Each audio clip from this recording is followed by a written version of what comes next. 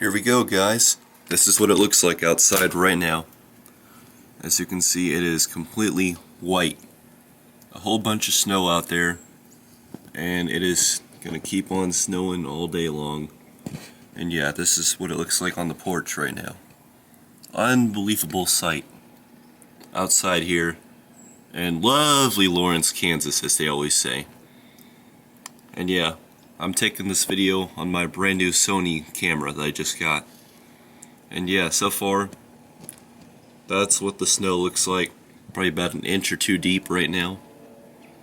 And yeah, so that's what's going on with this. Goodbye for now.